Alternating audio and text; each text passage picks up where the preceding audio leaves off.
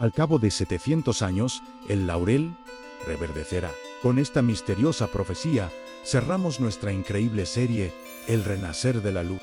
Durante las últimas semanas, hemos viajado juntos en el tiempo, desde las llamas de las hogueras de Montségur, donde los últimos cátaros enfrentaron su destino, hasta los secretos ocultos en las páginas del Evangelio de Judas. Hemos desenterrado historias que desafían lo que nos contaron, pero al final de este camino, una pregunta fundamental queda suspendida en el aire. ¿Se apagó realmente la luz de aquellos disidentes, de aquellos que buscaron una verdad diferente? ¿O simplemente aprendió a esconderse, a transformarse para sobrevivir? Hoy, en este episodio de Entre Luces y Sombras, vamos a emprender la última etapa de nuestra búsqueda.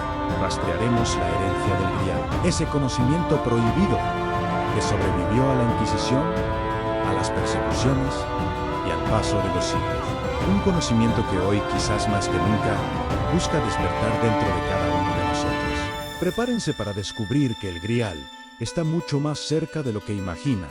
Cuando escuchamos la palabra Grial, nuestra mente suele volar hacia imágenes de caballeros con armaduras brillantes en busca de una copa legendaria. Quizás la que usó Jesús en la última cena, escondida en alguna cámara secreta o castillo olvidado. Pero esa es solo la capa más superficial del mito, la versión para el público general. Para los iniciados, para los cátaros, los templarios y otras escuelas de misterio, el Grial era algo mucho más profundo y poderoso. Ellos hablaban de la sangre real.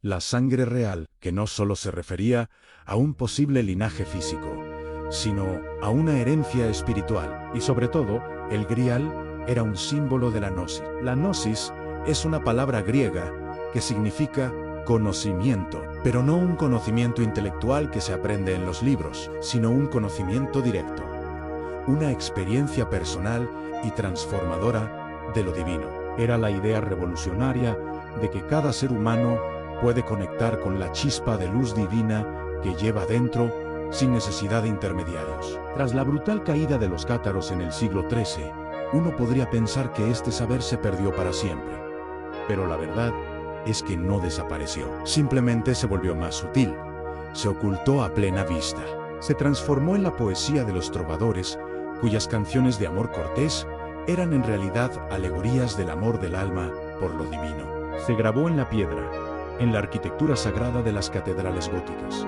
llenas de simbolismo alquímico y astronómico que solo los iniciados podían leer. Y por supuesto, se refugió en sociedades discretas que juraron protegerlo y transmitirlo de generación en generación. El Grial, entonces, no es un objeto que encontrar, sino un estado del ser que alcanzar. Es el símbolo universal de la búsqueda del alma por recordar su origen, por regresar a esa fuente de luz de la que todos provenimos. Es un viaje interior. Al cabo de 700 años, el laurel reverdecerá. Esta profecía, atribuida al último perfecto cátaro, Guillaume Belibasté, antes de morir en la hoguera, es escalofriante por su precisión. Si contamos 700 años desde principios del siglo XIV, llegamos directamente a nuestra era, a finales del siglo XX y principios del XXI.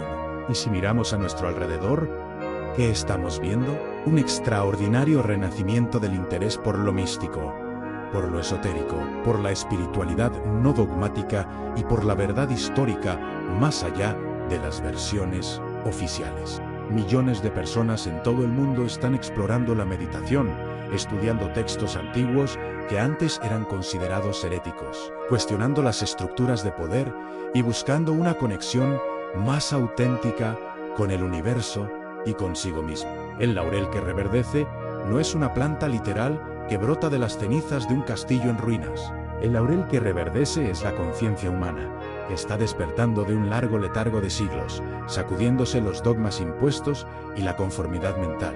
La herencia del Grial, que los cátaros llamaban la consolamentum o el bautismo del espíritu, es precisamente esa libertad, la libertad de pensar por ti mismo, de sentir a Dios o a lo divino a tu manera, sin intermediarios, sin culpa y sin miedo.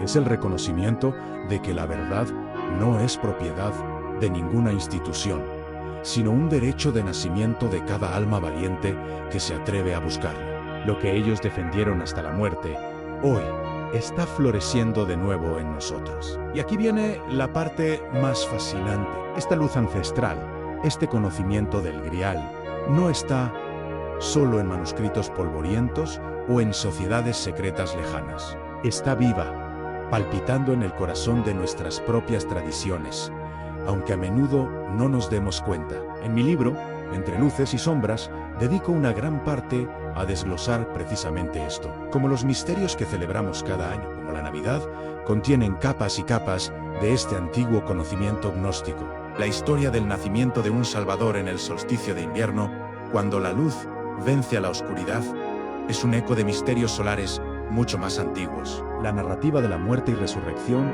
en el equinoccio de primavera, que celebra el renacer de la vida. Es un drama cósmico que las culturas iniciáticas representaban milenios antes del cristianismo. Cada vez que encendemos una vela para celebrar el regreso de la luz, cada vez que decoramos un huevo como símbolo de la nueva vida, estamos repitiendo, seamos conscientes o no, un ritual gnóstico. Estamos tocando el Grial. La sabiduría antigua entendió que para sobrevivir a las persecuciones, tenía que disfrazarse, integrarse en las celebraciones populares. La luz nunca se fue, nunca se extinguió, simplemente cambió de forma.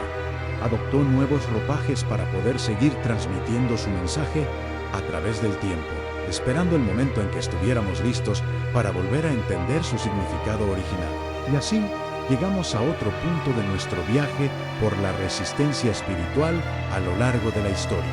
Ha sido un honor y un privilegio compartir este camino con todos ustedes. Gracias de corazón por acompañarme en cada episodio, por sus comentarios, por su curiosidad y por su mente abierta. Esta serie del Renacer de la Luz termina aquí, pero espero que para ti esto sea solo el comienzo.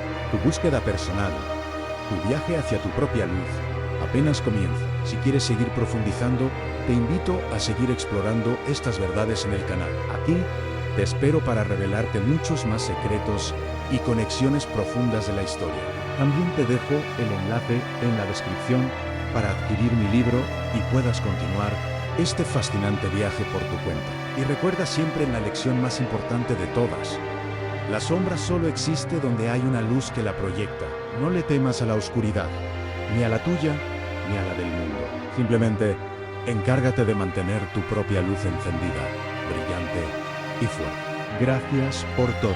No olvides suscribirte y activar la campana para que no te pierdas nuestras próximas aventuras. Nos vemos en el próximo misterio. Esto es Entre Luces y Sombras.